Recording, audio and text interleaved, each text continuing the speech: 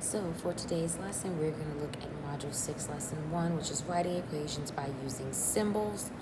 So by the end of this lesson, you'll be able to write verbal sentence as algebraic equations. So before we've worked with going from verbal to algebraic expressions, algebraic to verbal expressions. Now we're going to go from a verbal expression to an algebraic equation.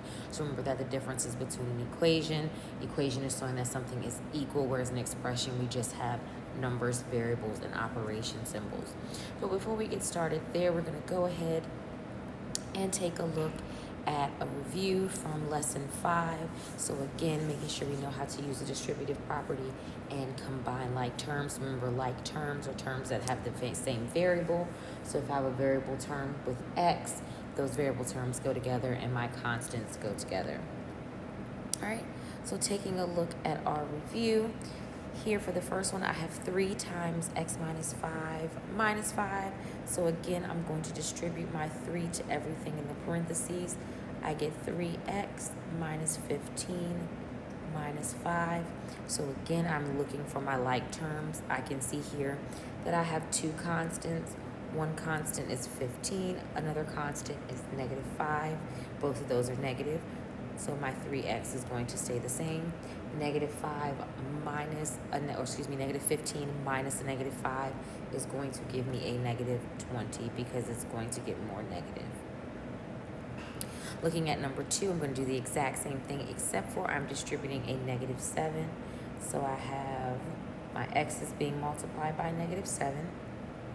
My 5 is being multiplied by negative 7, and I have a positive 8x. All right, so unlike the previous example, I had 2 constants that I combined together. Here I have 2 variable terms. I have a negative 7x and a positive 8x. So I have a negative 7 and a positive 8. When I combine them together, I just get 1x. So I don't have to put that 1 there because of that property of the identity property of multiplication, because that tells me when I multiply 1 by any number, I get that number or variable back. So 1 times x gives me x. And my 35 stays the same. All right, now we're going to take a look at number 3. Number 3, even though we have fractions here, we're still going to do the same. So I'm going to distribute my 1/2. 1/2 times x gives me 1/2 x. Half of negative 4, so that's just like dividing negative 4 by 2, gives me a negative 2 plus 6. I have 2 constants, so I have 1/2 x plus 4. Right. For the next one, I still have a fraction, but I'm going to do the exact same thing. I'm going to multiply my 3/4 by 8x and my 3/4 by 16. So something that I like to do, again, when you multiply a fraction and a whole number, you can definitely make that whole number a fraction. So I'm taking 3/4 and I'm multiplying it by 8 over 1x. And I'm doing the same thing with the 16, so I'm just doing this work right here. So I have negative 3/4 being multiplied by negative 16 over 1. So negative 3 times 8 gives me a negative 24 over 4, which gives me negative 6. And I cannot forget about the x. Same over here, I have negative 3 times 16. All right, so when I multiply a negative 3 and a negative 16, I get a positive 48 over 4, which then reduces to 12. So I have negative 6x plus 12 plus 9. Again, I have 2 constants, 12 and 9. So I'm going to have negative 6x. 12 plus 9 gives me 21. So I get plus 21. All right. For the next one, I see that I have this negative. So anytime you see a negative outside of the parentheses, that's just like multiplying everything by negative 1. So I get negative 6x plus 2. I'm going to distribute again. So sometimes, especially when we get into multi-step equations, you will have to distribute multiple times. So I have plus 4x plus 20. Again, now I'm going to use different colors, and this is something that can help you as you are simplifying. I see that I have a variable term. I have my variable term, so I have a negative 6x and a positive 4x, which gives me negative 2x. I have a positive 2 and a positive 20, so that gives me 22. All right, and for the last one, there's nothing for me to distribute, so what I'm going to do is just pull everything out. So I have 11x minus 4 plus 7 minus x. I have 11x and a negative x, which gives me 10x. And then I have a negative 4 and a positive 7, which gives me 3x. All right, so it is very important that you understand how to distribute and especially combine like terms, because as we get further into multi-step equations, you will have to perform both of those before solving your multi-step equation. All right, so now it's time to get into our lesson for today, which is lesson 6. So we're writing equations by using symbols. So instead of going from verbal to an algebraic expression, we are going to go from verbal to an algebraic or to an equation. All right, so look at this. We're going to discuss this for a brief second. Taking a look here, the difference between two consecutive odd integers is equal to the sum of two consecutive odd integers divided by 16. So I want you to take a second to take a look at the verbal expression and the algebraic expression and tell me some things that you may see similar, some things you may see different, comparing the two. You can also add in which way you prefer to look at the equations, whether you like the verbal or whether you like the algebraic or the algebraic equation.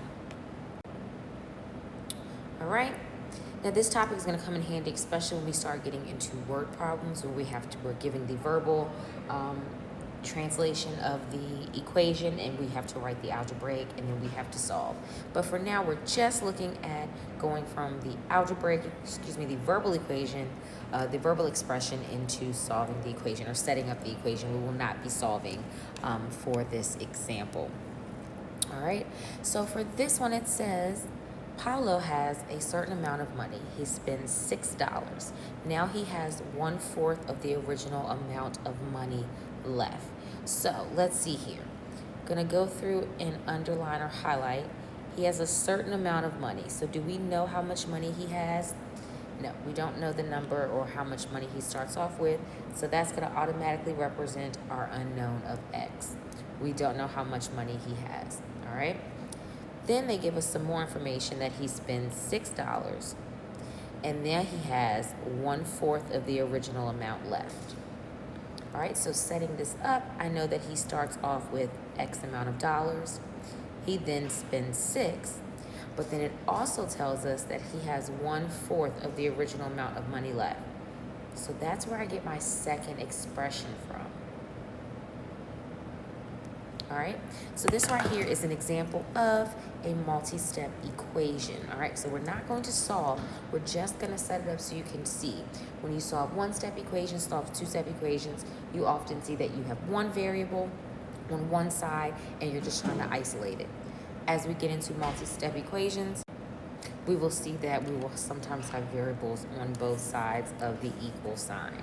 All right, so now let's take a look at example 2. All right, so it says when a number is taken away from 57, what remains exceeds 2/3 of 57 by 4.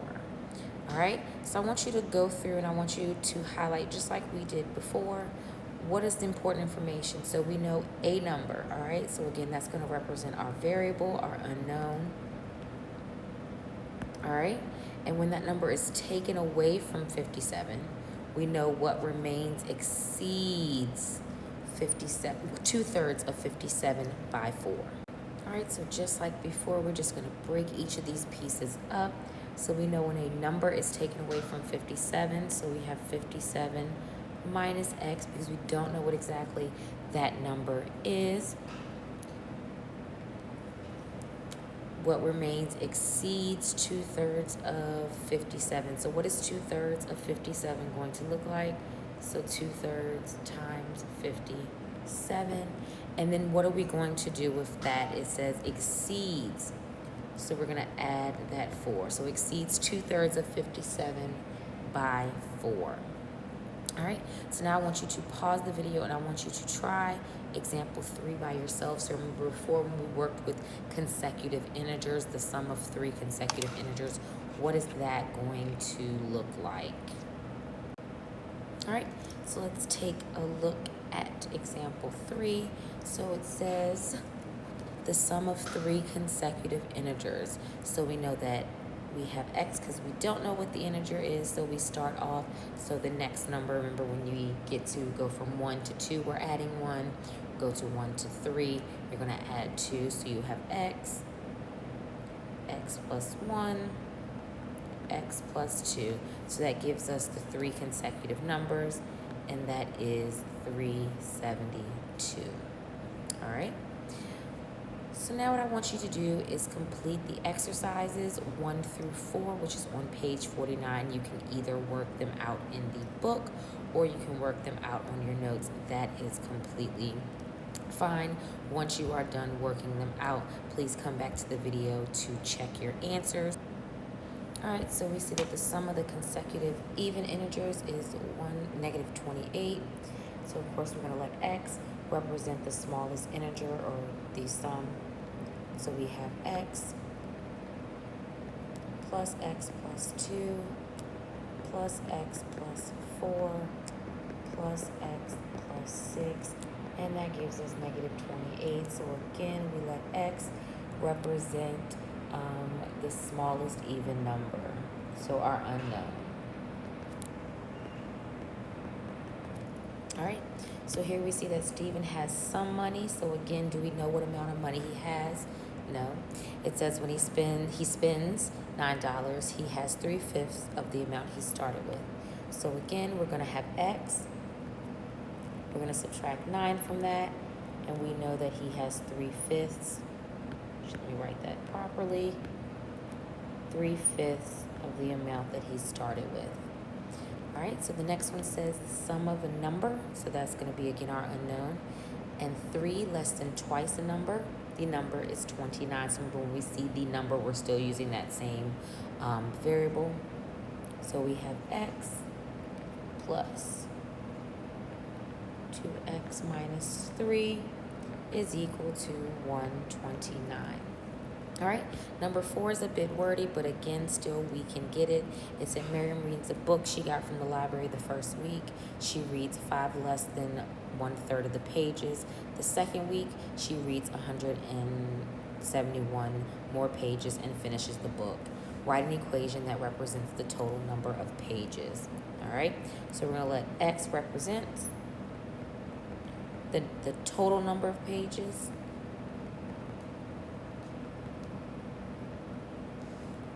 So we have it as 1/3 x minus 5 plus 171 is equal to x. All right. Now you're going to complete the exit ticket on page 51, questions 1 and 2. Once you're done with that, raise your hand so that I can check. Then you're going to complete the problem set on page 55, numbers 1, 3, 4, and 5. But before you do that, go ahead and summarize what you've learned in this lesson today.